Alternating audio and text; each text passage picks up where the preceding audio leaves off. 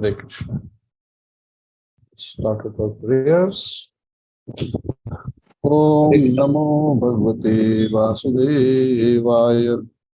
Om Namo Bhagavate Vasudevaya. Namo Bhagavate Vasudevaya. Narayanam Namaskritya Naram Chaiva Narottamam Devim Saraswatim Vyasam Tato Jayamudire. Nashtaprayeshu Bhadreshu Nityam Bhagavata Sevaya. Bhagavati Uttama Shloke Bhaktir Bhavati Naishtiki. Krishnaya Vasudevaya Devaki Nandanaya Cha Nandagopakumaraya Govindaya Namo Namaha. Om Ajnanatimirandhasya Jnananjanachalakaya Chakshurunmilitam Yena Tasmai Shri Gurave Namaha.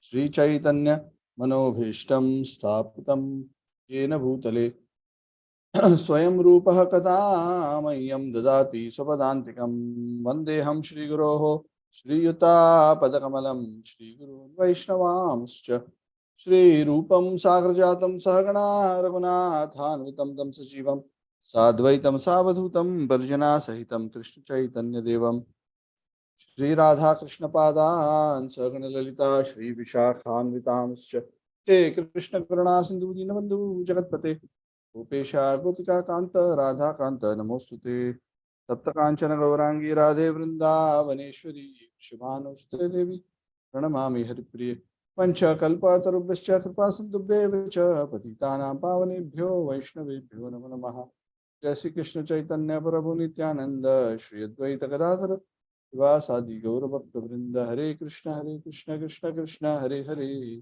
Hare Ram Ram Ram Hare Hare Namo Vishnupadaya Krishna Prishthaya Namne Namo Vishnupadaya Krishna Prishthaya Bhutale Srimati Bhaktivedanta Swami Namne Namaste Saraswati Gauravani Pracharane Nirvishesha Nivadi Paschat Tam Karuti Vachalam Pangum Langhayate Girim Yatkripatamaham Vande Shri Gurum Deentaranam Paramananda Madhavam Hari Om Hare Krishna.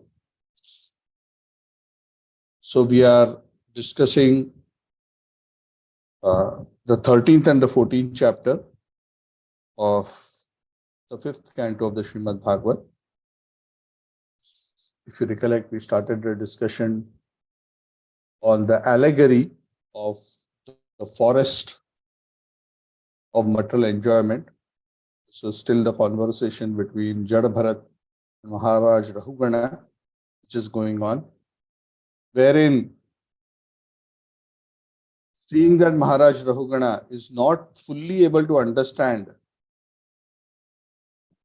the very profound transcendental instructions of Jada Bharat, Jada Bharat tries to make it simpler for him, based on his request, to explain to him with an analogy. So the scriptures and the sadhus, they often instruct in terms of analogies. Why? Because sometimes that particular concept is so alien to our material consciousness because we are so absorbed in matter that we need a bit more relatable idea to use as an intermediate stepping stone to be able to relate to the concept that is being spoken.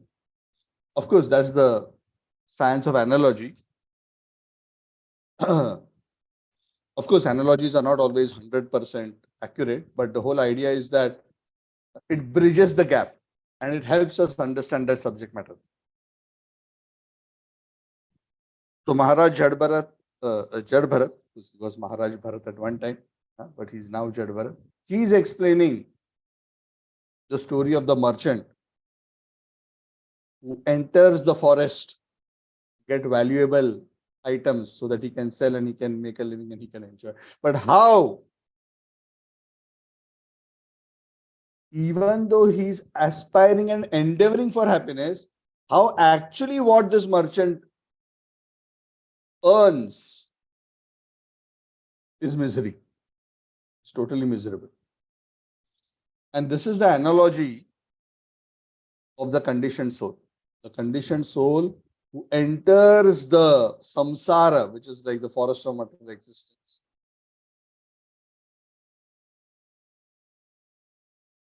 and tries to enjoy independent of the Lord. Krishna bhuliya jiva bhogavancha kari. Forgetting Krishna, the jiva wants to enjoy in the forest of material existence. Nikatastha maya tara jhapatiya dhari. But maya, very close to him in this realm of wanting to enjoy, grasps him, grabs him, jhapatiya dhari. And that illusion actually, he gets a bad bargain. He suffers so much more than what he wants to enjoy. And after many lifetimes, the living entity starts thinking that this isn't working. And then slowly, he turns his face away from Maya towards Krishna, because Krishna is behind. Maya is in his front. Why? Because actually Krishna was in his front at one time. He turned away from Krishna. So what is Maya? Maya is forgetfulness of Krishna. Simple words. Krishna, Surya Sama, Maya, Haya, Andhakara. Jaha Krishna, Taha Nahi, Mayar Adhikar. These are all from Chaitanya Charitamrita. Krishna is like the sun and Maya is like darkness. What does that mean? If you're facing the sun, then will there be darkness for you? No. But there is darkness somewhere. Where is the darkness? Just behind you. Why? Because behind you is your shadow. So if you turn away from the sun, then you'll be looking at the shadow. So you'll not see the sun, but you'll see the shadow. So Prabhupada also explains this many times. Essentially, Maya is forgetfulness of Krishna. Is turning away from Krishna. This is a very subtle concept.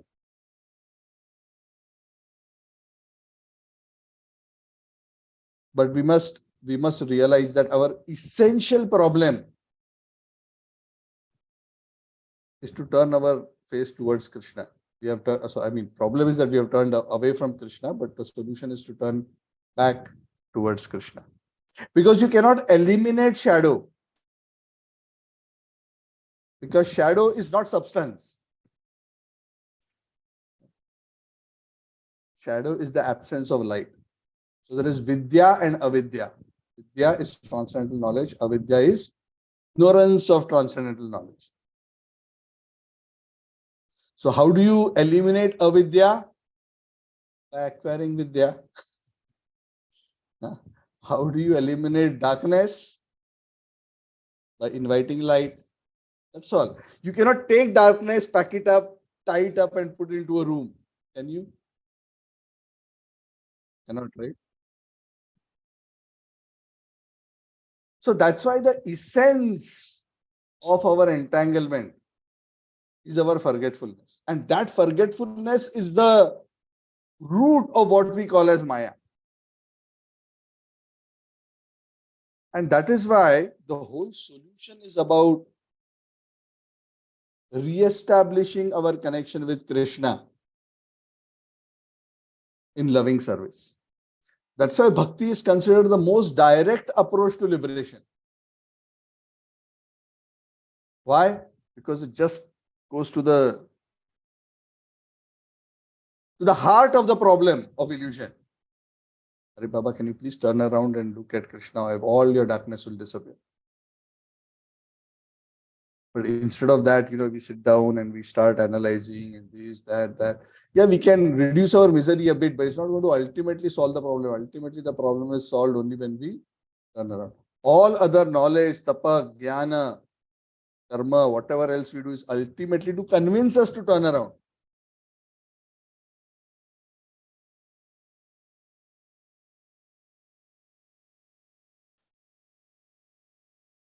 So some people are fortunate because of their past sukruti that they are able to appreciate this point very easily because they have developed a transcendental faith. They have developed Shraddha in Krishna Bhakti. So when they are told you have to turn towards Krishna, I get it. I get it. They give a thumbs up. And that requires transcendental Shraddha. But there are others who are not so fortunate. So they take so many other paths and Bhunam Janmanam Ante Jnanavan Mam Prapadyate. After many, many lifetimes of trying various kinds of spiritual things, finally they come to the conclusion. All I had to do was to surrender to Krishna. Now I get it. And that time he becomes truly fortunate. That time he becomes a Mahatma. This is Krishna is saying in the Bhagavad Gita. It's not my assessment. It's Krishna is saying himself. Bhunam Janmana Ante Jnanavan Mam Prapadyate. This Bhunam Janma is Bhunam, many lifetimes of cultivating transcendental knowledge of spiritual practice. And finally comes to the conclusion that Krishna is the Samam Bonam. Paramatma, the Brahman effulgence, everything comes from him. The living entities are also his part and parcel. Maya is also his energy. So there is what is there which is not Krishna. Everything is directly or indirectly Krishna. Of course, energies is indirectly, personality is directly Krishna. Doesn't mean everything is Krishna, but everything is within Krishna. And that, the forgetfulness of this connection of everything with Krishna is what actually is Maya. And that is why a person who becomes advanced in transcendental consciousness, he starts seeing Krishna everywhere.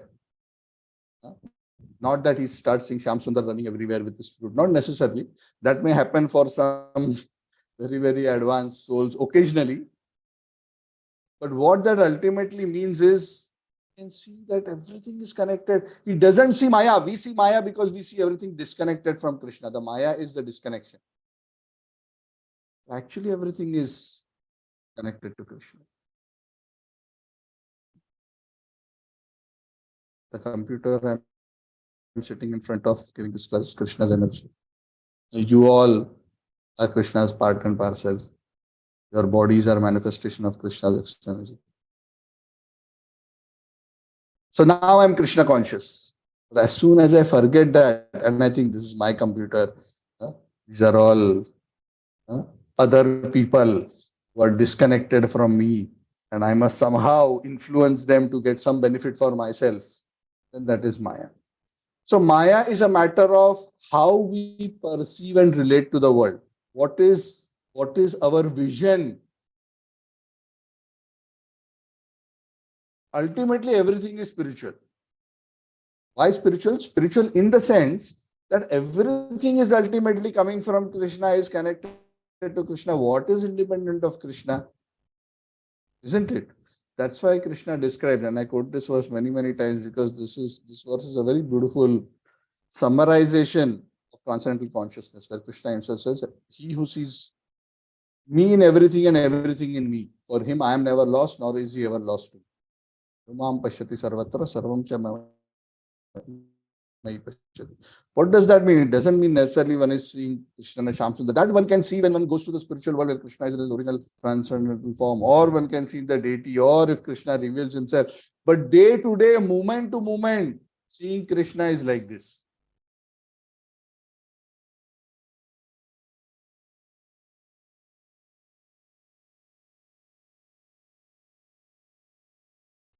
So that's why, like what we have been always saying, ultimately spiritual life boils down to detachment from matter and attachment to Krishna. Detachment from matter again boils down further to understanding that everything is for Krishna's enjoyment, not mine. Again, going back to the same point that to re-establish everything's connection with Krishna. And attachment to Krishna means re-establishing that I myself am also meant for Krishna's service, just like everything else around is meant for Krishna.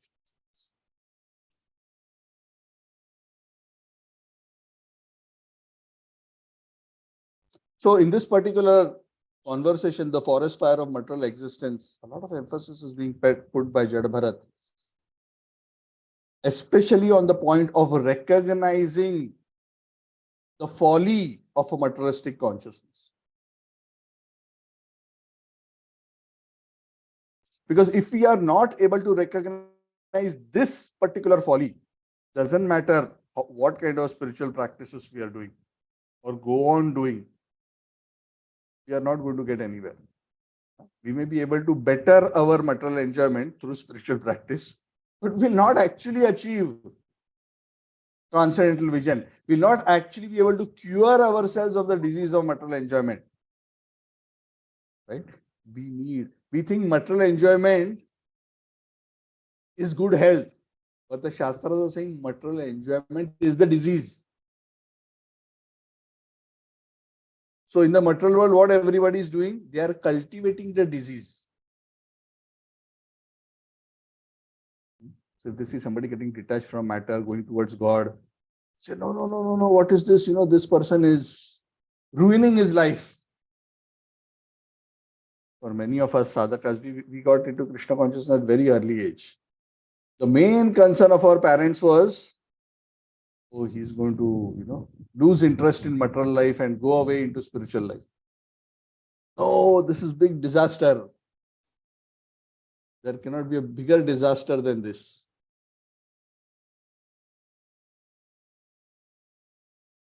So that was our challenge. So people think that the fever, the jwara, material enjoyment, the higher the fever, better. Correct? Say two people are next to each other, both are with a thermometer in the mouth. One takes out and says 102 degree Fahrenheit, not Celsius. Fahrenheit. And the other takes out and says, yes, I beat you. I'm 105 degrees and you're only 102. So this is the nature of material consciousness. People who are in more material fever, they think they have beaten those who are with 102 fever. And what to speak about 97.8? Useless people. Just born and dying. So that is the reality of the nature of material existence. So this is, of course, we can talk about all this. It is nice to intellectualize, philosophize. To realize this takes many lifetimes. To realize the futility of material existence is no small feat. Because unless one realizes the futility of material existence, one will not take serious shelter of the Supreme Lord and the process of devotional service. This is the truth.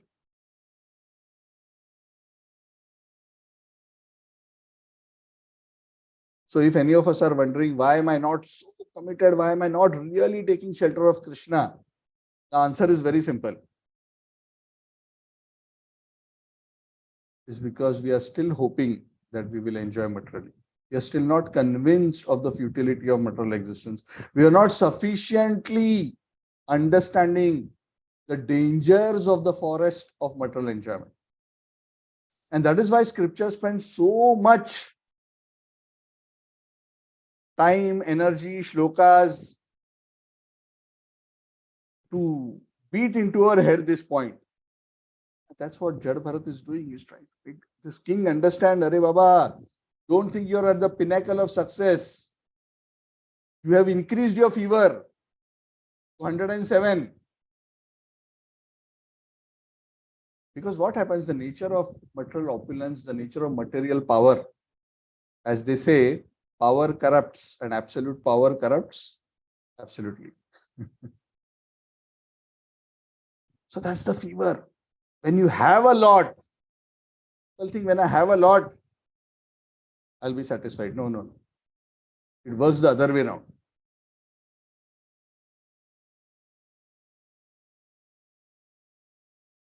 When I left the Brahmacharya ashram and I was about to enter, I was about to go abroad for my work. My spiritual master sat down with me for 1 hour. He was sitting on a bench and I was standing next to him. Just happened to meet me in the corridor. And for 1 hour, he was trying to tell me various things. I didn't ask him anything. He was instructing me very, I mean, but in a pleasant way, but very firmly. Do not think uh, that material success or material wealth will give you happiness. I was thinking, why is telling me? I know this philosophy. Nothing. Of course, now after 30 years, I realized that, oh yeah, I haven't still quite fully understood it. I know it, but there is still so much more to realize and more to understand.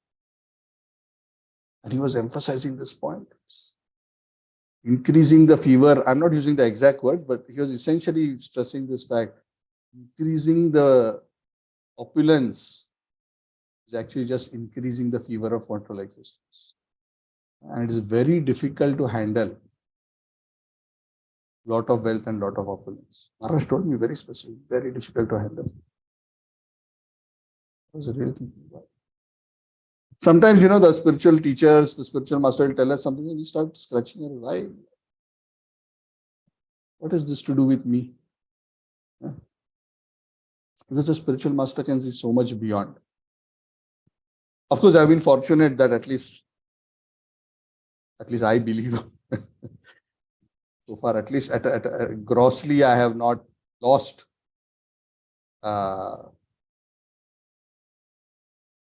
focus from this understanding, at least at a gross level. Cannot say I've realized this. But this is a very, very important principle. And he was telling again and again, this person is so simple, he just earns and he's so happy in being absorbed in devotion, and this is real happiness. So I still remember that conversation.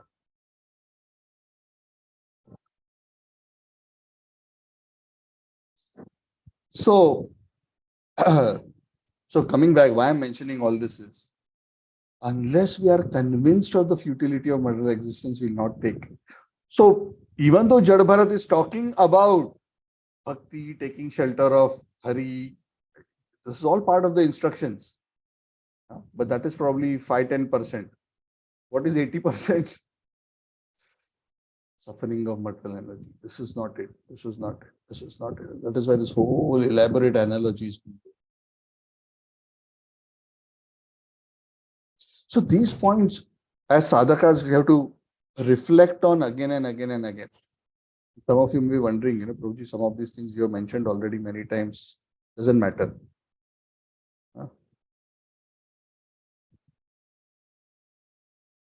I have spoken these 1001 times, but still I have not reached where I should be. So no harm hearing again and again and again. Because the nature of material existence is, we may take medicine once, the fever may seem to come down. If you don't take the medicine regularly, again the fever will go up. So it's a slow, gradual process. So we are continuing our discussion as we discussed 13th and 14th chapter. We are discussing together the analogy which was given by Jad Bharat to Rahugana, and the explanation of the analogy which was on the request of Parikshit Maharaj was explained by Shukadev Goswami to Parikshit Maharaj, because he told him, please decode. Rahugana understood it, but maybe common people, maybe people like Gaur Chandra Das and others may not understand. So please explain it in detail. So in 14th chapter, Shukadev Goswami explains nicely. So we're going to continue our discussion. Our aim is to complete the chapter today. The essence of what the message is, I have already conveyed. The analogy explains in various ways. The analogy basically, summum bonum, is that no matter what kind of things you try to do, material life will pose challenges to you at every step and frustrate your plans for happiness and enjoyment at every step.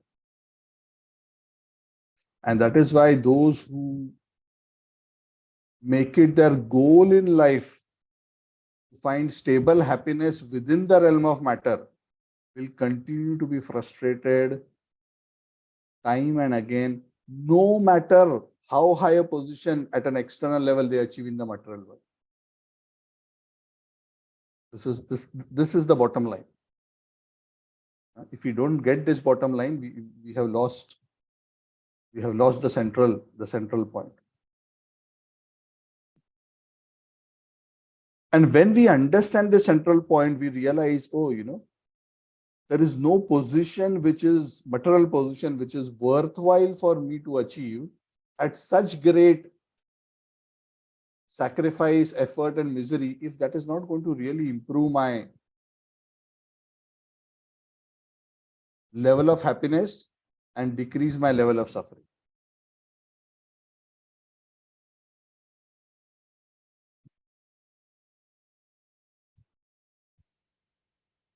It's so ironic. A man who has a lot cannot sleep peacefully at night. But a man who has just enough to maintain his needs can snore very peacefully. Just wake up straight in the morning. It's so ironic, isn't it? But what is the understanding? The one who has more is happier. This is Maya. This is the illusion. Anyway, we'll continue. I'm going to go through the analogy a little faster because the essence we have discussed. I'm not going to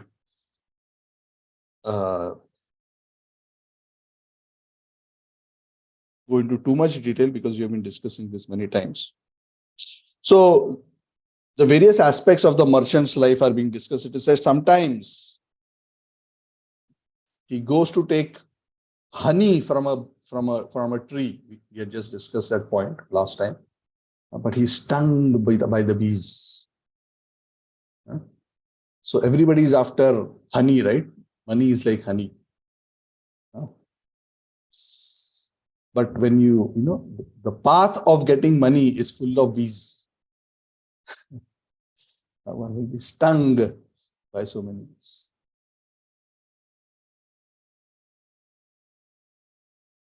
The problem is nobody will let you get anything peacefully. Neither at work, nor at home, nor within family, nor within friends. Because the problem is that ultimately everyone is living, I'm talking about conditioned souls, ultimately everybody is living for himself.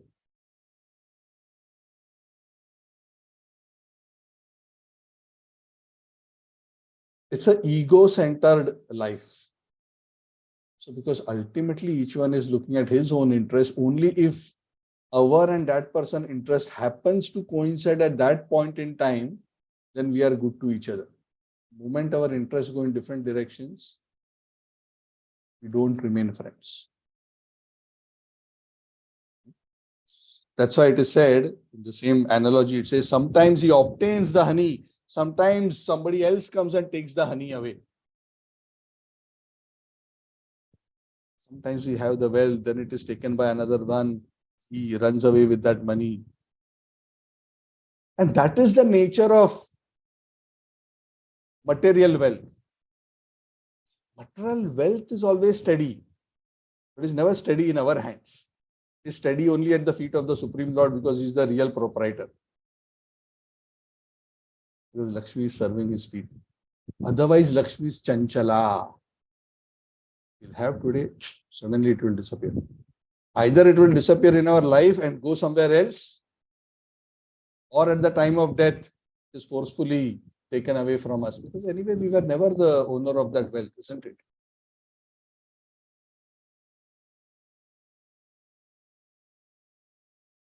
Prabhupada often says, before you are born, the land was existing. Then you are born, then you say the land is mine. And then you die, the land is still continuing to exist. So are you really the proprietor of the land or the building, whatever the property may be or the wealth may be? So the opulences of the world are always there. They are always coming from the Supreme Lord. He is the only proprietor. In the between we come. The body given by God, skills and energies given by God, and we proclaim dominion over some of his resources temporarily, but by force of material nature, time, eventually we lose our influence and control over that object, which was anyway temporary and illusory. Actually, we never had any real control, but it seemed as if, illusorily, it seemed as if it is in my control. Isn't it? Thought about it. right?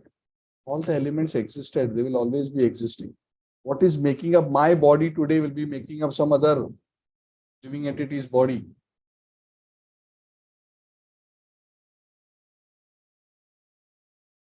The more we deeply contemplate on these things, we realize, oh, this is so ephemeral, so ephemeral.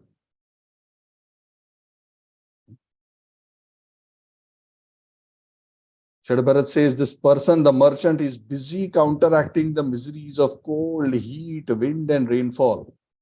Essentially refers to continuously being subjected to the threefold miseries: Adi Bhautik, Adhyatmik, Adi Daivik. Of course, birth, old age, disease, and death are there, but even otherwise, it's continuously harassed, isn't it? Morning to night.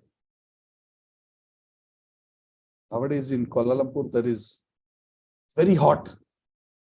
Now, how it is in India, in the various cities you are in. But we are tormented here by heat. I don't know whether the other Malaysian countries will agree, but at least I feel tormented by the heat. And to top it up, last 2-3 days there was no electricity, or electricity was, up and down in our particular locality because of certain issues with the electric supply. Yes. So today morning, since morning until 3 p.m. there was no electricity and it was so hot. So I went out and sat in the car.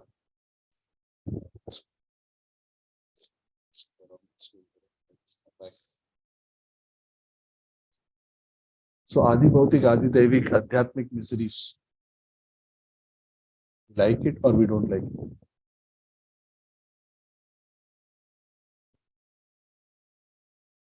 They will always be there. Then that person is, the merchant is cheated in business transaction and he creates enemies. See, even as rich people, even as successful people, businessmen or otherwise, at the end of the day, when we become opulent, people come to us not because they start developing love for us, because they just want to take some benefit.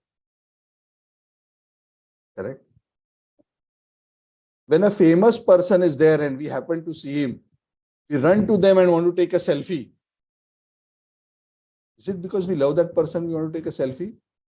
Just analyze this a little deeper. You know why we want to take selfie? We want to show to the world by posting it on our Facebook. I was with that person. It's not about loving them. It's about saying, oh, who I am, how I'm enjoying my life, how wonderful I am.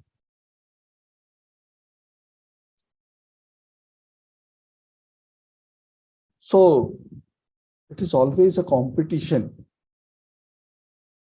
And that's why there are so many enemies in this world. Even whom we may call as friends, amongst the 100 people we call as friends, actually 1 or 2 may be real friends, if you're fortunate.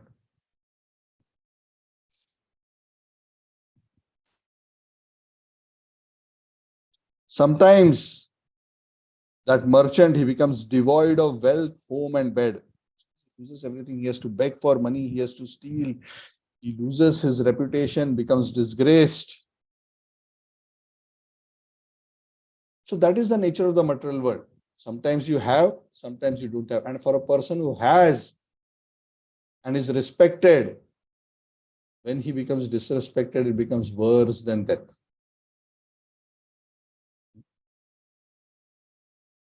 Krishna says that, right, in the Bhagavad Gita. Sambhavitasya chakirtim marnadapi atirichyate. For one who is respected, disrespect is worse than death. Then the man, in order to enjoy his life, he marries, he works hard, but still he suffers. Many people think that, I will become happier when I marry. So there are many married people here, including myself. So for married people, you should always give an anonymous questionnaire only. Because nobody will admit it publicly, especially in front of their spouse, that they are miserable. And this is not the problem of the partner necessarily. Sometimes it may be, but the nature of the material world where each individual is self-centered. If we are not organized together to serve Krishna, then we'll be driven by our own selfish needs, cause conflict. So even though he's attached to that relationship because he gets some sensual pleasure by the union between the male and female, even then, the nature of married family life is that one is repeatedly kicked. There is so much struggle within the relationships between husband, wife, between the children, with each other. Before marriage, everything seems wonderful because each one is showing his best. They are dating. Once they come together and start being with each other all the time, then all the other flaws come out, which are not visible in the dating. And then it becomes very difficult to tolerate. I'm not saying from my experience, I have not dated. I got married directly. But I've heard like that. But this is true. So within Grihastha life, the only way to be actually happy is when husband and wife come together with the focus of trying to serve Krishna. To the extent we are united in that purpose, to that extent we are happy. To the extent we are divorced from this principle, to that extent there is a likelihood of divorce. Even if Krishna may not be the center, because that's the ideal. At least if one is devoted to serving each other rather than being selfish, then at least there is some semblance of peace and happiness within the relationship. So love is about sacrifice. So materialistic householder life that this merchant was having, he had no interest in spiritual life. It was thoroughly focused. Ata graha sutta apta vitta janasya mohoyam aham mamut. First two, when they become 3, 4, home, wealth, relatives, expands. So the word stri is there. Stri means, stri comes from the word vistar, she who expands.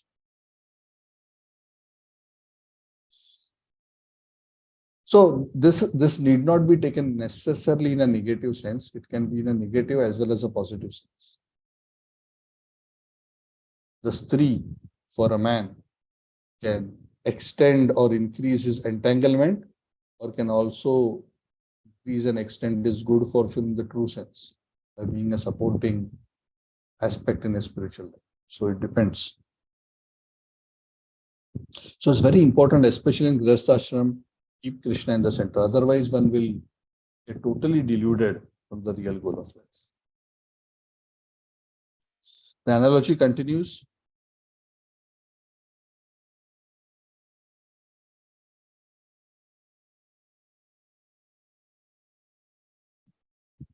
So Jad Bharat says that there are many people, they become great leaders. And by becoming great leaders, they conquer their enemies, they overcome all opposition, they become great, they establish themselves. But they forget what is the real enemy to be captured. They fail to be established in spiritual life because the real enemy to be captured is inside, not outside. So there are many great leaders, many great kings. They're expert in rituals. Some of them may even be expert in philosophizing. But until they conquer the false identification, the Maya of I, me, and mine, they are not actually progressing on the real goal of life. Correct? The fever has to be reduced. If the fever is not reduced, what is the fever? The fever of material enjoyment, which is measured by how strongly one feels I, me, and mine. That is the temperature.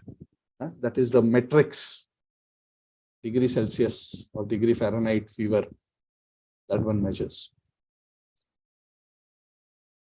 Then such a person, the analogy says, he takes shelter of creepers and desires to hear the chirping of the birds in those creepers. So the creepers are compared to the arms of one's spouse. So one likes to be in the arms. In Hindi they say baho mein. And the chirping of the birds is to be captivated by the wonderful, so-called wonderful, attractive, feminine features, and eventually the result, which is the children. In that way, he becomes enamored in material existence. In the forest, sometimes this merchant, he becomes afraid of the roaring of the lions. And when he becomes afraid of the roaring of the lions, he makes friends with cranes, herons, and vultures. So what is the meaning of the roaring of the lions? The roaring of the lion is the roaring of the time factor, which is death. Hari Chakra. The destructive potency of Maya is manifested in terms of time. Time is the wheel. Eventually will destroy everything. Good and bad. Everything has an end. And ultimately the body has an end. The chapter will close. The curtain will come down. No matter how successful, how great we are. Brahmavana Loka, right from an ant up to Brahma, everybody is under the control of time. So fearing time, fearing death, sometimes a living entity tries to take shelter of insignificant imposters or man-made gods compared to the cranes, herons, and vultures. Can we be saved from the lion by taking shelter of cranes, herons, and vultures? No, right? So similarly, if we take shelter of false gods, false prophets, only Hari can save us from Hari Chakra, the time factor. Only he can overcome death who surrenders to the Supreme Personality of Godhead. So when one becomes cheated by these kind of cranes, these false gurus, finally one may come to the association of swans, the real devotees. Because initially when a person starts getting frustrated with material energy, rather than taking shelter of genuine devotees, usually they'll go to false gurus first. Why they go to false gurus first? Because they have not actually become frustrated with material enjoyment. They are thinking, oh, I need somebody's help to fix my problem in my material enjoyment so that I can enjoy matter better. That is why they go to false gurus. Because false gurus will tell them, I'll fix this problem for you. Come, what is your problem? This, chant this mantra, you'll become wealthy. Do this problem will go away. So for many lifetimes, they become just trapped. Either they'll worship a devata to get rid of material problems, or they will approach gurus. I have constipation, Guru Maharaj.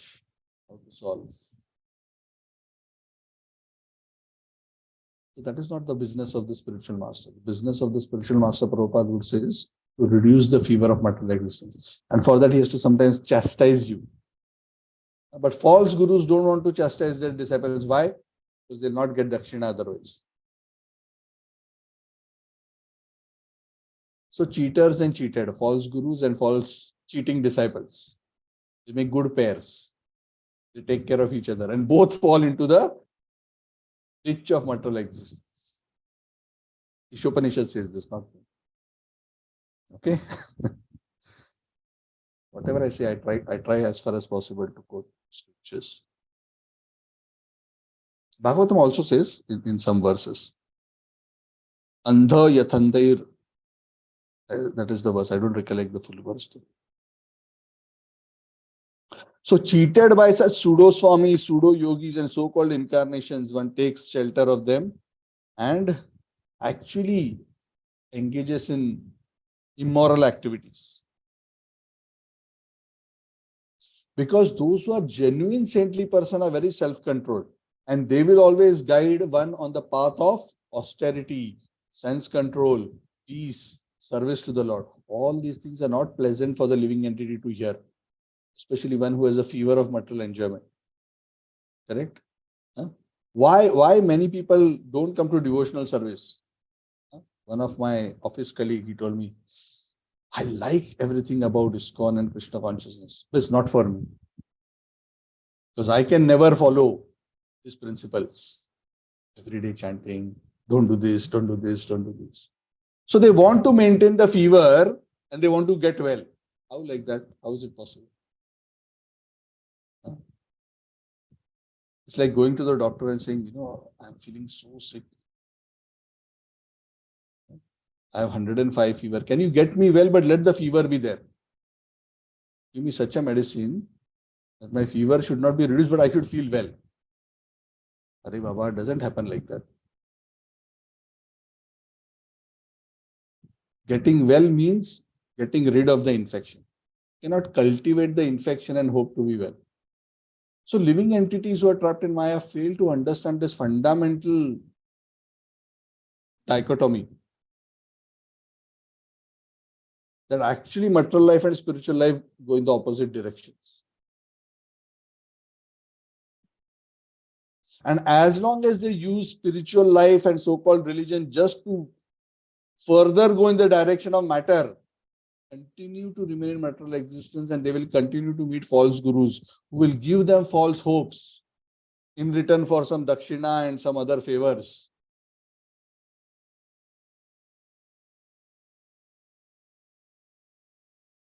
So that they will continue in the path of material enjoyment. Sometimes, like a monkey,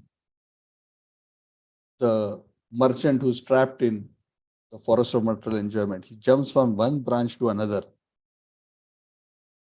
Monkeys are said to be expert in associating with she monkeys. One of the main characteristic of monkeys, other than being very chanchal, very fickle, is that they are very attached. They are very strongly attached. Some animals are not so strongly attached to association with the opposite sex. For example, a lion, even though he's passionate, they said a lion mates only once a year. Interesting. A pigeon mates 20 times a day. Monkeys also something like that. I haven't heard the number. They are so like a monkey jumping from branch to branch, trying to enjoy matter. So conditioned soul like this transmigrates from one species to another, trying to enjoy here, trying to enjoy here, trying to enjoy here. Not satisfied, jump to another branch, find another companion. After some time, fed up here, jump to another branch, try something different there. So being captivated by such momentary pleasures, one just spends his life after life after life, just in trying to please the senses. Not paying any attention and being careful about the real goal of life, the monkey actually falls sometimes as he's jumping from branch to branch to a mountain cave where there's an elephant who's trying to catch him.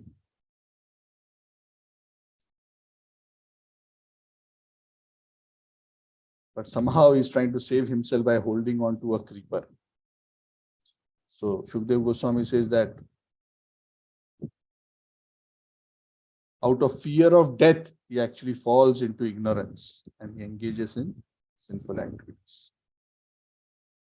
Because he takes shelter only of fruitive activity, he remains in material existence. Yes, sometimes he may be able to crawl up to heavenly planets, but still, after he enjoys the fruits of his karma, again he has to come down. He remains ultimately within the realm of ignorance. Narapi Jananam, Punarapi Maranam. Gita also says, right? Shine Punye Marte Lokam Vishanti. One goes to heavenly planets, and once one exhausts the pious credits, one again falls. So this is the allegory, the conclusion of the allegory. So the summary of the allegory is that there's going to be a lot of harassment. As long as one is chasing happiness in matter, one will be frustrated.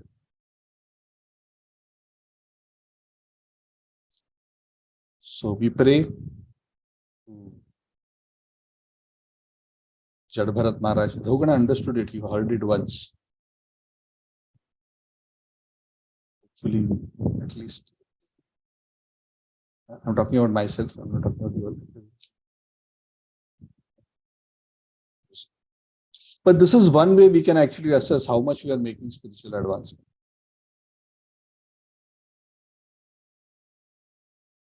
And this is the difference between a Kanishta Adhikari and a Madhyama Adhikari. A Madhyama Adhikari has to a great extent, through purification of his consciousness, come to the conclusion that I must take shelter of Krishna and there is no real enjoyment in matter.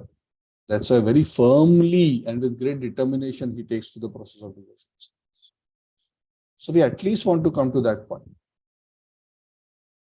If we cannot even cross that milestone, what to speak of Krishna Prem Krishna? Very high stage. Gradually, we will come there when we continue to follow the principles in the association of devotees. We should not become hopeless. Sometimes, as we are in this journey, sometimes, we feel hopeless. Because the point is that we will walk 2 steps, then we'll fall. We'll walk 2 steps, then we'll fall. And if we think that, I am falling, so I will never be able to walk or run, you have to never stop the effort. It's very important. So the conversation ends by Jad Bharat telling Maharaj Raghugana, are also like that merchant, the story I told you, you are also influenced by the fever of material existence. I, me, mine, I am king, I am lord, these are my servants, I will punish this. Totally disconnected from reality. You should become samadrushti, you should become equal to all living entities, understanding everybody's part and parcel of the Lord. Give up your kingly position and your controlling mentality. Sannyasta danda. Give up your attraction for sense objects. Asajjitatma. And take up the sword of knowledge which is sharpened by devotional service. Hari sevaya shitam jnanasinam. Then you can conquer material existence. Rahugana is fully charged up. He understood it. He got it. He heard very attentively. He surrendered to the feet of the spiritual master. He was very eager. So when there is a combination of good disciple and good guru, then wonderful results come. Sometimes we blame the guru, but the problem is not with the guru. The problem is with us. Sometimes we expect the guru to do the transformation. We say, I've taken initiation. Now my job is done. All transformation work you have to do. It doesn't happen like that. It's like paying the trainer in the gym money, signing up for the plan and say, see, I have paid you now. Now, you do the exercises, and I want to see 6 packs on me after 3 months. My weight should reduce. I paid you. You do. I want to see. You take WhatsApp video and send to me every day. You're doing properly. So Guru will instruct, but exercises we have to do, right? Who has to do the work? Guru's work is to instruct, to give the right plan for us, right diet, right exercise. We have to do it. If we are lazy, no matter how good the instructor is, I think it's going to happen. So Maharaj Raghugana was very, very pleased.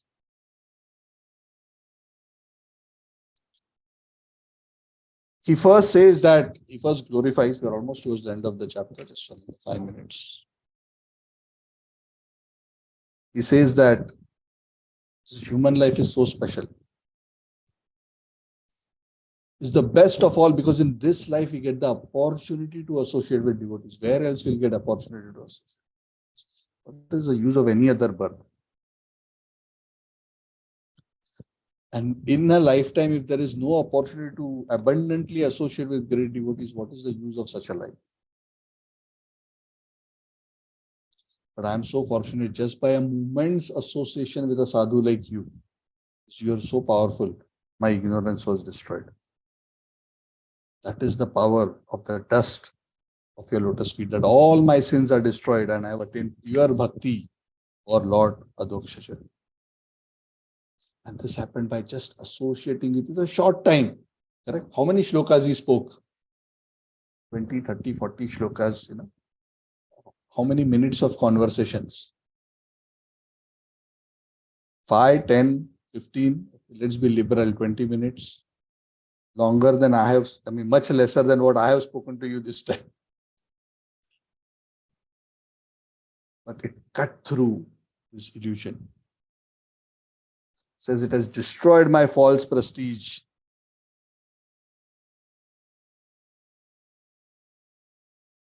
And it has established me in the truth. So I offer my respectful obeisances to great personalities like you. Namo mahadbhyo astu namash shubhyo namo yuvabhyo nama avatubhya ye brahmana Dam avadhuta lingas charanti tebhya shivamastu radnyam. I offer my respects to great devotees, sometimes appear in different forms, sometimes appear as babies, young boys, youths, and brahmanas. They may be under different disguises like what you have. I couldn't identify you. By their mercy, even royal dynasties who are attached to materialistic life become delivered. Their good fortune emerges. So in this way, Rahugana was very, very grateful. And the disciple should always remain very grateful to his spiritual master. And when we say spiritual master, please be cognizant that we are not talking about just our initiating spiritual master. We should always remain grateful to Vandeham Shri Gurun.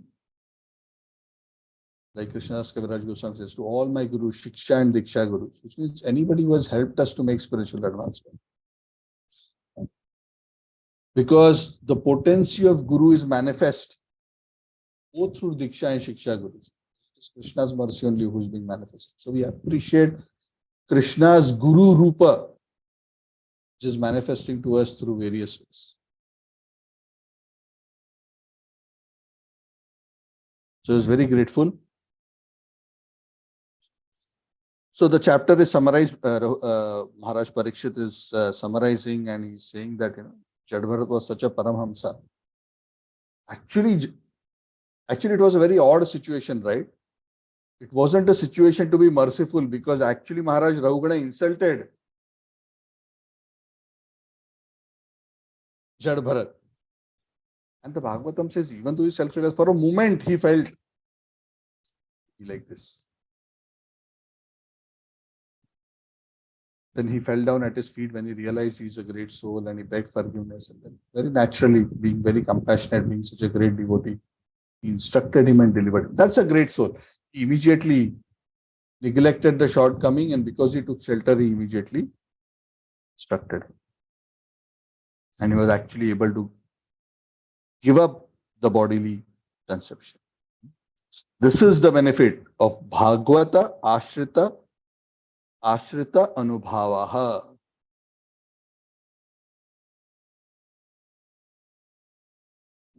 So in this way, this whole explanation has been given. So more or less, we have concluded the 13th and 14th chapter.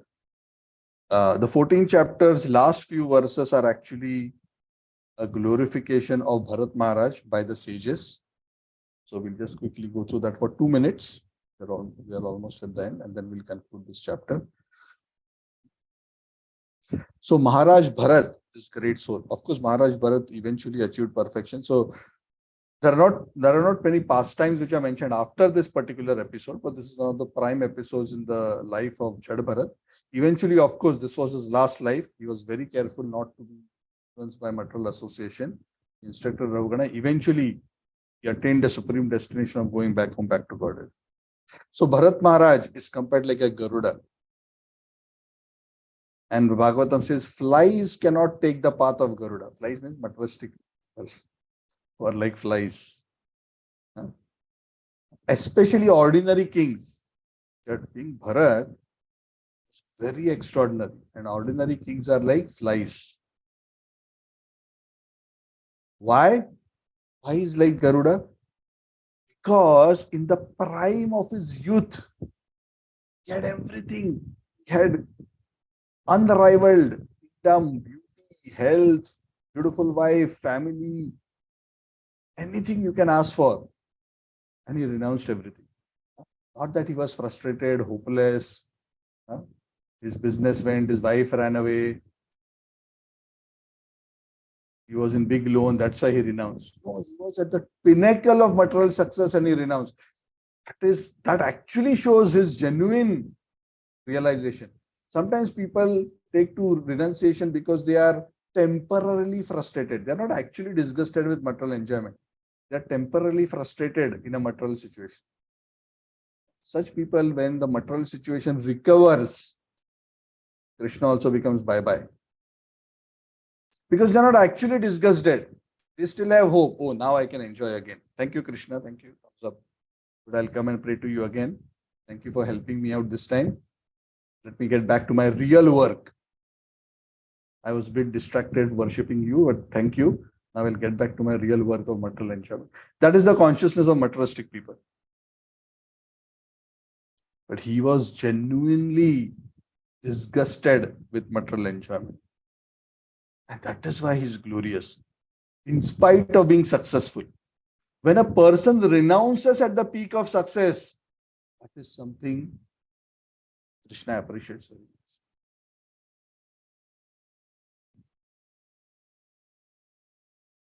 Because it's still nice if one is, failure and frustrates and still, surrendering to Krishna is always good. But that kind of surrender, if it is not out of genuine understanding of the futility of material existence, one may not be able to maintain that kind of a renunciation for long. But that renunciation, which is done at the peak of success, is that one understands that even the peak of success is not the answer. That is the realization one gets. You understand what I'm saying?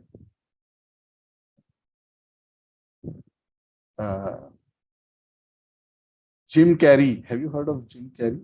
Jim Carrey, right? The comedian. Yeah, very famous actor. He's a very philosophical person. Very inclined person. In one talk, he was saying, I heard this a small snippet. I want everybody, I pray that everybody should be rich, famous, and successful in their life so that they know that that is not the answer. Understand what that means? Because he's saying after reaching that pinnacle, I have realized that is not the answer.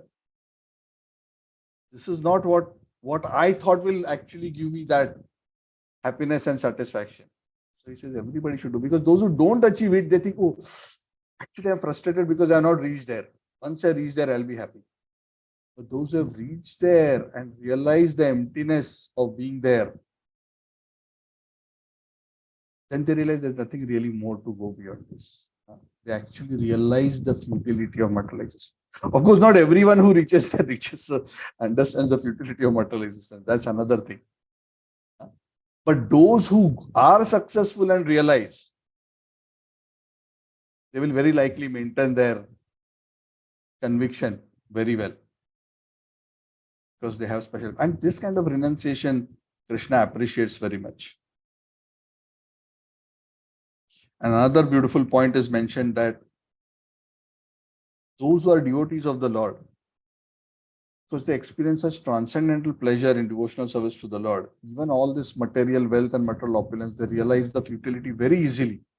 Whether it's a land, sons, relatives, riches, wife, all these things which are normally very difficult to give up, become very easy to give up, just like Bharat Maharaj did that. Because he was attracted to the loving devotional service of the Lord.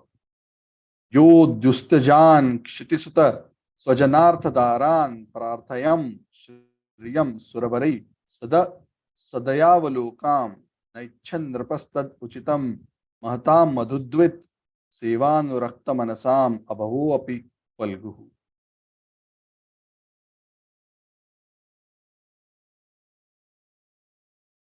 So the chapter ends by the Falashruti. It is said, one who submissively hears and chants about the saintly Bharat, whose glories are worshipped by the devotees, one attains auspiciousness, long life, wealth, fame, heaven, liberation, and all desirable things without depending on anything or anyone else. Now, some of you may be thinking, Prabhu, after all this lecture, why Bhagavatam at the end is talking about the same things? Did any one of you, did this question come in your mind? Yes, Prabhuji, we felt like that. So I will demystify it. So the reason is, the Bhagavatam also knows, Shukdev Goswami also knows, so many people who have fruitive intentions will read Bhagavatam. So the only way to get people who are thoroughly attached come even to a pure devotional literature is to give them some hope. Hope at a platform where they are still stuck. But because Bhagavat is so great and so pure, by coming in contact with Bhagavat and listening to Bhagavat under the association, in the association of pure devotees, eventually the aspiration for all these things will go away very soon. Dhruva Maharaj, isn't it? Isn't the Bhagavat wonderful example? He came to get a kingdom. He didn't come to Krishna to Lord Hari for pure devotion. Eventually he said, oh, I had come for actually I got a diamond, but I was only seeking broken pieces of glass. So all these things are there because what to do? So if you say, oh, you want to be wealthy, you listen to the conversation between Jada Bharat and Maharaj Rahugana,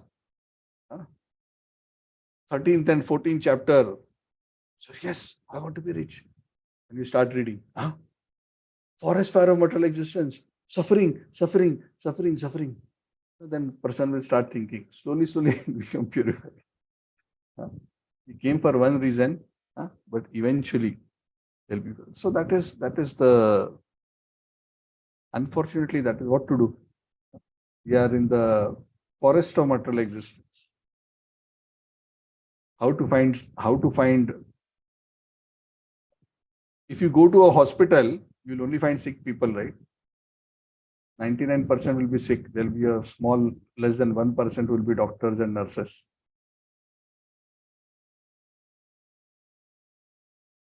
So that's how it is. So we are not distracted by this. We are not reading Bhagavatam to get long life and wealth. At least fortunately in this group, we have gotten past that. We don't need that allurement. We may not have fully realized the futility of material existence, but at least we're working on it. At least we have theoretically accepted it.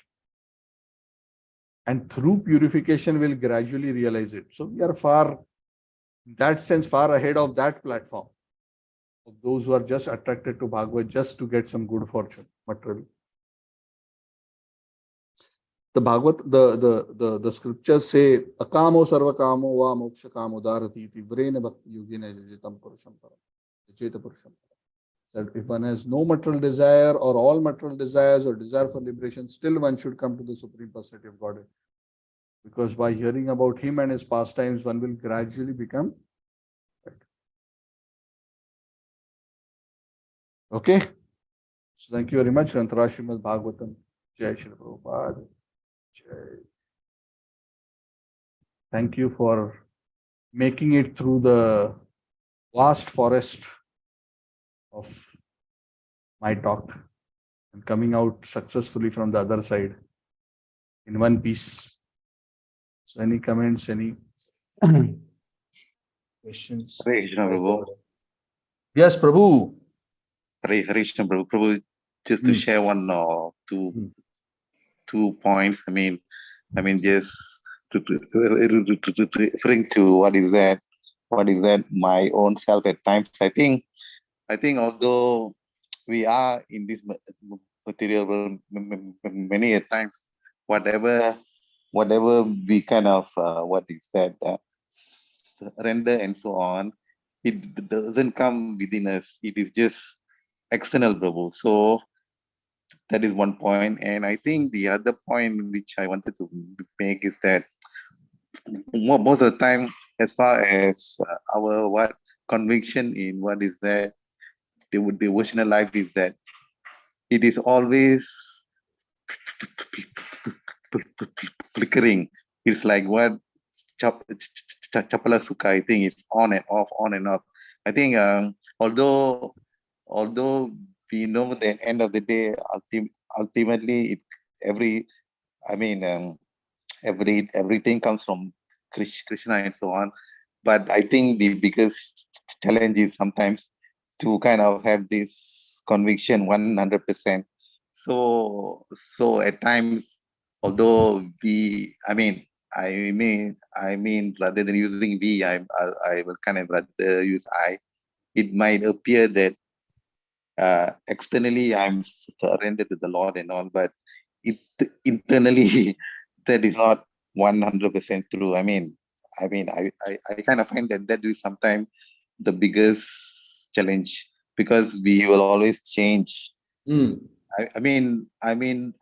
One this one good point you kind of made is that when you give up something based on your free will, that is real giving up. Because sometimes when we kind of give up things in life, it is because of time, place, and what is that time, place, and circumstances.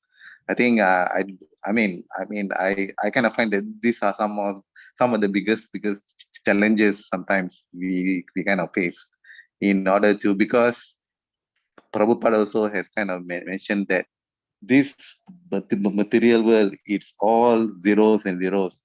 If you don't put Krishna, you can have zeros and zeros and zeros until infinite. There is no any value. So although we do understand all these things, but the biggest challenge as a sadhaka at times is that putting it into practice. Although as you said, many of these what points that you have raised, it's all being repeated. But I think at times these things have to be repeated. Otherwise, we could be even in a worse off state. That is my, based on what based on what I kind of realize. Thanks, Bobo. Yeah, yeah. So we have to, so it's a long journey. The point is, it's a long journey. We have faith in what the Shastra says. We have faith in what the Guru and the Sadhus say. Our own conviction and realization is flickering at best in the current circumstances. Sometimes we become very convinced, sometimes we lose hope. So this is all part of the journey. It is to be expected in the initial stages to be like this. As we gradually get purified, our conviction will become more firm, our understanding and realization will become more firm. And then we become more and more stable. So the key thing, message for all of you also, and we are all in the same boat. Some of us are few steps ahead, some may be few steps behind, but we are all on the same road running in the same direction. So the key thing is to not lose hope. Sometimes it seems that I will never reach the other end. It's a marathon, right? It's not 100 meters. 100 meters sprint means you can already see the end line. Marathon means no matter how much you run, you can't see. You think you have been running all your life, but you still can't see the end line. You don't even know where the end line is. So we have to continue in the association of devotees, and slowly but surely we will definitely see this. Okay, any other point? Any other comment? Hare Krishna, Prabhuji. Yes, Hare Krishna. I want to ask a basic question. Keeping Krishna in the center for the family means, is it that everybody is chanting and reading Bhagavatam? I mean, can you please elaborate? Well, that is best if that is happening. But at least we start somewhere. See, what is keeping Krishna in the center actually? Keeping Krishna in the center means that we all recognize Krishna is the owner and the boss of the house. And we are his servants. I mean, that's the central idea, that he's the enjoyer. What happens in a grihastha, so in a griha medi, materialistic family life is, one thing, I am the boss and the enjoyer. And God is placed in one corner somewhere. And his job is to make sure that nobody disturbs my enjoyment. When I want something, I will place the order and I will give him some small offerings, and he's supposed to give me big gifts in return. So the mentality is I am the enjoyer. So making Krishna in the center means recognizing that the Lord is the enjoyer and the proprietor of our house. And how do we practically bring that about? Because that's a consciousness. How does that consciousness practically come to fruition in our day-to-day living? Prabhupada gave a very simple example of what keeping Krishna in the center of the house means. He says that the family, ideally, we should work towards this. Ideally, the family comes together, worships the Lord, comes together, does some kirtan.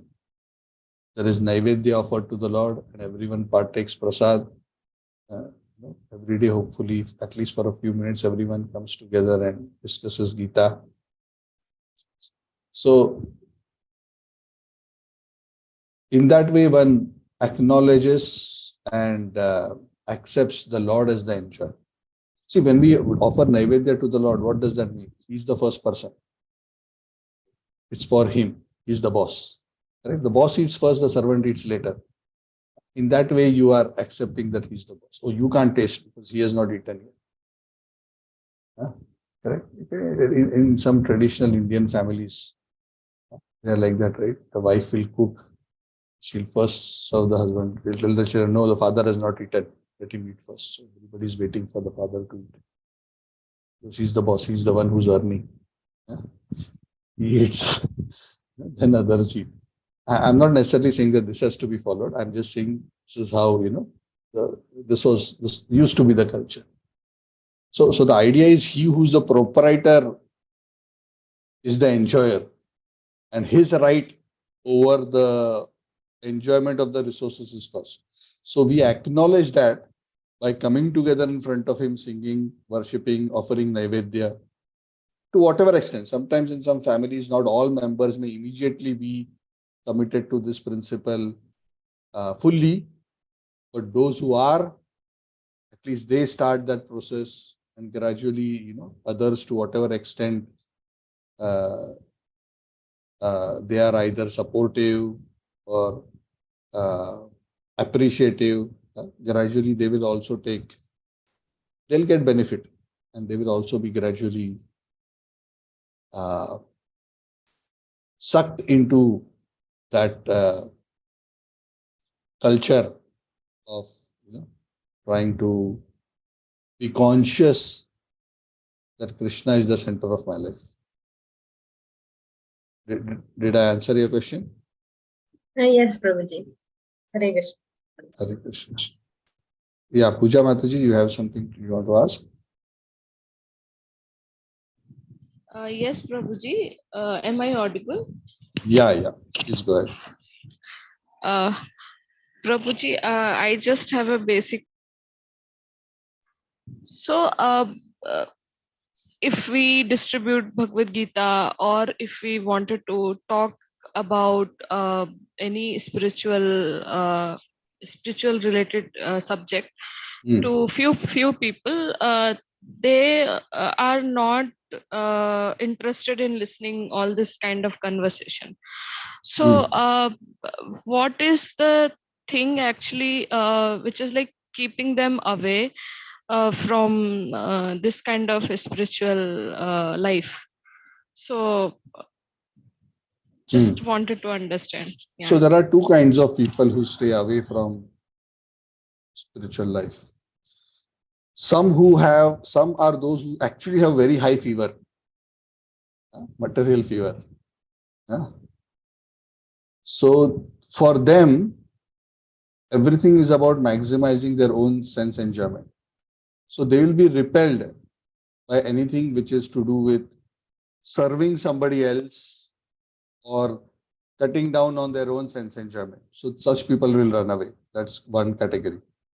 And such people, it's very difficult for us to preach to them. Such people, we can just help them by somehow giving them some prasad. Even though we cannot make them spiritual, just at least from get them to come to temple, just take darshan, hear some kirtan. Slowly, their attraction to the Lord will build over time. We cannot make them suddenly become serious about hearing and discussing Bhagavad Gita, Bhagavatam. They may not be able to come. They have that consciousness. Then there are those others who may not be very high in fever, but they are ignorant. They are innocent, but they are ignorant. So such people, when they are presented with Krishna consciousness in a logical, nice manner, you can see that they are open to hear. They are interested to understand. And if there is a presenter who can try to explain nicely, they're willing to contemplate, think, and they may get attracted if you are able to present it in a nice manner. So when we are preaching Krishna consciousness, obviously the second category is our main focus. They are the low-hanging fruits.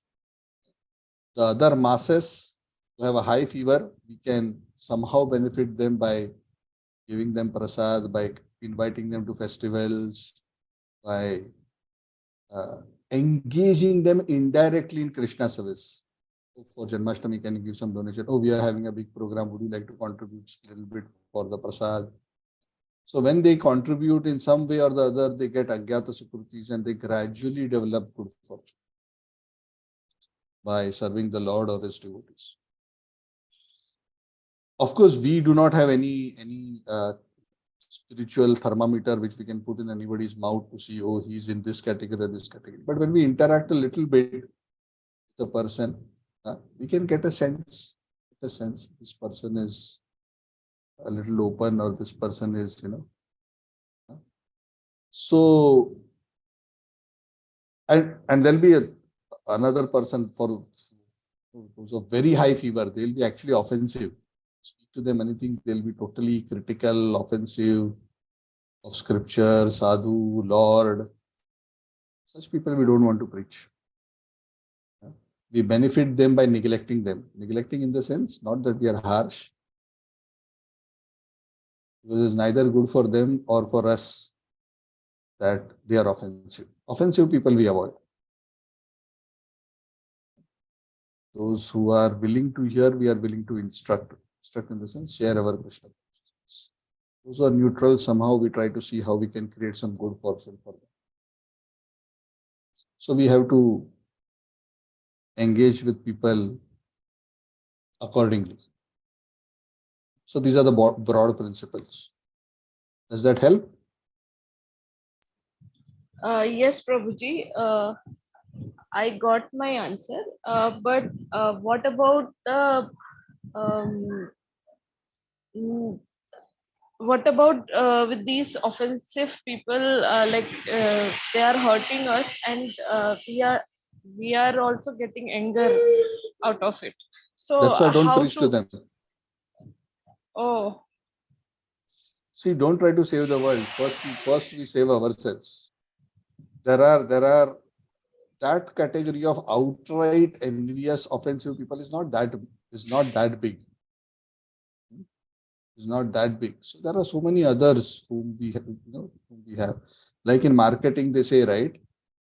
When you are a salesman, you don't just remain in one sales conversation and say, no matter how long it takes, I'm going to try to sell to him only. You quickly go from to have 100 conversations. It's a game of statistics, right? You have 100 conversations, you will make 20% sale. If you start with the first person and you say, I will not end my day unless I sell to him, you have a 0 hit rate by end of the day. So we have to be intelligent also. We are not the Lord. Even pure devotees cannot transform all living entities, to speak of us. Because at the end of the day, the Lord leaves it up to the jiva, whether he wants. Krishna never forces anybody to accept it. He gives them an opportunity. So we should do our try. We should not be very attached. Of course, those who are close to us, those who are actually our near and dear ones, and I'm talking especially about family and close friends. Yes, for them, we will make some special efforts because those people are very important and they are in our close circle. So we may have to find intelligent ways to trick them into appreciating Krishna consciousness and gradually participating. That's a different issue. But I'm talking about the broader community of people. Try to reach out to those who are not against or averse. For them, you can just give them some prasad, if they are willing to take. Because preaching to them can actually be counterproductive. Because if they become offensive, they go further away from Krishna. So your attempt to help them actually becomes a disservice if you keep pushing. Yeah. Yes, Prabhuji. Thank you so much, Prabhuji. I got my answer. Thank you. Anything else? Hare Krishna, Prabhuji. A small question. Yes. Prabhuji, is Ishopanishad and Upanishads both are same, Prabhuji? Ishopanishad is one of the 108 Upanishads. The 108 Upanishads. Isha Upanishad or Ishavasya Upanishad is one of the 108. Why Ishavasya Upanishad or Ishopanishad is important is because in Kali Yuga, Ishopanishad is recommended as one of the Upanishads, especially for Kali Yuga. That's why we give importance to Ishopanishad. And Ishopanishad is one of the Upanishads which also emphasizes on bhakti. Some of the Upanishads are focused a lot on Gyan. Ishopanishad is a very small Upanishad. Small. How many verses? Anybody remembers? I think it's less than 20. I don't remember the number of verses right now. But it's a very small Upanishad, but very profound. Shavasyamidam sarvam yatkinchit jagatyam jagatyena tyaktena munjita mahata tasya suttanam. Very beautiful verses are there. Hiranmayena patrena satyasyapahitam mukham tattvam pushan upavarano satyadharamaya drishtaye. Very famous verses. 18 verses are said. 18, just under 20. Small but very powerful. Speaks about Vidya, Avidya. It beautifully summarizes the process of Krishna consciousness. Very nice. You should read if you haven't. ISKCON publishes Upanishad. Available online also. 18. You can read it within a day or 2 days. Very small book. Very profound. So we don't need to read all the Upanishads. Upanishad is recommended. I tell you that, especially for bhaktas. So many Puranas, but we read only Bhagavad Puran. That is sufficient as the topmost. Okay. Yeah, thank you, Prabhuji. Prabhuji, one more question. Yeah, go ahead. Yeah, I am not in a hurry as long as others. If you want to drop off, you can drop off, but I'm fine. Prabhuji, so we have like three types of relations, right? Brahman, Paramatma, and also the Bhagavan. Three aspects of God. Yeah, sorry. Three aspects of realization. So, in order to reach, the bhakti is the foundation, right? For all these three. If you want, see, bhakti will lead us to the highest aspect, which is the realization of Bhagavan. Without bhakti, one cannot attain completely even the Brahman realization. At least one requires little bhakti. This is what the Acharyas say. Because one cannot transcend, because attaining even Brahman realization is actually about transcending Maya, and one doesn't transcend Maya unless one receives the favor of the Supreme Lord. See, ultimately, Maya cannot be overcome. We have to understand. It is not in the power of the Jiva to arrest Maya. Krishna has to tell Maya, enough, now you can just leave him. Let him out.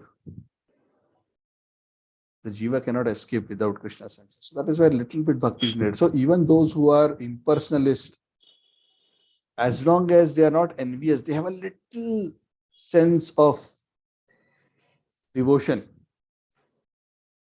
they can achieve Brahman realization. But if one is properly devoted in pure devotion, one can actually achieve pure devotional service of realizing the Supreme Lord, his aspect as Bhagavan. But otherwise, the realization of the Jnanis can lead up to Brahman, the realization of the yogis can go up to Paramatma, and the realization of the bhaktas goes all the way up to Bhagavan. And those who realize Bhagavan automatically realize Brahman and Paramatma, because Brahman and Paramatma are aspects of Bhagavan. Yeah. But ultimately, without bhakti, at least some bhakti is needed for any kind of realization. One cannot be envious and inimical towards the Lord, and just by performing austerity and cultivating speculative knowledge, expect to have perfect realization of transcendence. It is not possible. That is why the Bhagavatam says, Aruhya krichen parampadam tata patanti yadoho anadrata yushmadan. Ye anya arvindaksha muktamaninas toya ye anya arvindaksha muktamaninas avishuddha buddhayah. That those who come up to the transcendental platform, but because they reject you, they fall down from that platform, even though they come close to Brahman realization, because they do not take shelter of your lotus. So as long as the Jiva is not envious, inimical to the Lord, if he takes to the process of Jnana, he can achieve Brahman realization. If he takes to the process of Yoga, Ashtanga Yoga, he can go up to Paramatma realization. And if he goes up to goes all the way up to accepting the process of devotional service, then he will attain complete realization of the Supreme Truth as Bhagavan. So these are three increasing levels of realization of the same truth. Vadanti tattattva vidas tattvam yajnanam advayam brahmeti paramatma bhagwan vishabda. Brahman, Paramatma, Bhagwan. It is understanding the truth from closer and closer and closer. Brahman is not different from Krishna. Brahman is the effulgence of Krishna.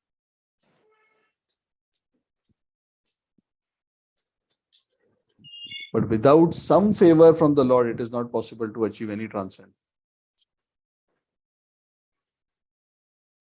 That's why demons, they cannot achieve. Those who are demoniac and envious cannot achieve transcendence. They eventually fall down. Did it help you to understand? Yeah, thank you, brother. Yeah, it answered. Hare Krishna. Hari Bo, Jai Ho. Thank you all very much. Okay, anyone, anything? I'm just trying to serve you. Sir Lakshma Mataji's mic is unmuted. What does that mean? No, I wanted to say thank you. Okay, okay. Thank you, Prabhuji. She has all questions answered, so she knows everything. Thank you, thank you. Thank you, everyone. Srila Prabhupada ki jai, Thank Granth you. Srimad Bhagavatam. Thank you, Prabhu. Hare Thank you, Krishna. Prabhu. Hare Krishna. Thank you, Prabhuji. Hare Krishna. Thank you, Prabhuji. Hare Krishna. Hare Krishna. Vanchakalpatarubhyasya kripa sindhubhyo vachapatanam pavanebhyo Chapatitaram vaishnavabhyo. Pavnego Vaishnavi. Jai Bharat Maharaj ki jai. Thank you, Srila Prabhupada ki jai. I'll see you all on Wednesday. Continue our Chaitanya Charitamrita.